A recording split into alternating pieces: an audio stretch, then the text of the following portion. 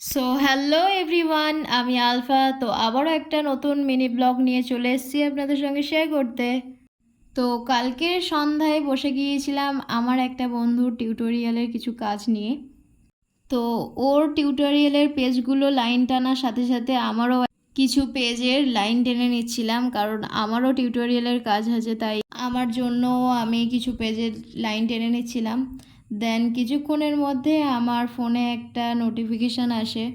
তো নোটিফিকেশানটা আপনাদের সঙ্গেও শেয়ার করছি। এটা আমাদের কলেজ থেকে একটা নোটিশ দিয়েছে। নোটিশটা ছিল আমাদের হোম সেন্টার এক্সামিনেশনের একটা নোটিশ। আমার স্ট্রিম হলো আর্টস এবং আমার এখন চলছে সেকেন্ড সেম, এবং আমি জেনারেলে গ্র্যাজুয়েশন কমপ্লিট করব। আমার সিসি ওয়ানে আছে এডুকেশান এবং সিসি টুয়ে আছে সাইকোলজি।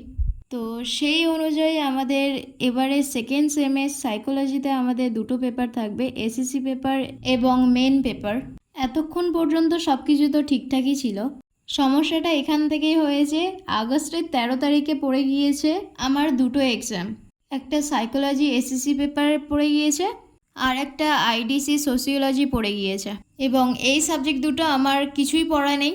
এদিকে নোটিশ দিচ্ছে আমাদের কলেজ থেকে আগস্টের 1 তারিখ, তার উপর আগস্টের 14 তারিখ পড়ে গিয়েছে আমাদের আইডিসি সোসিওলজির টিউটোরিয়াল এক্সাম। এবং এই দুটো সাবজেক্টের এক্সামে সুন্দর করে গুছিয়ে না লিখতে পারলে ম্যাম তো একদমই নাম্বার দেবে না। তো নেক্সট ব্লগ থেকে আপনাদের সঙ্গে শেয়ার করব আমি এই 10 দিনে কিভাবে দুটো সাবজেক্ট কমপ্লিট করি, এবং তার সাথে সাথে টিউটোরিয়ালগুলোও।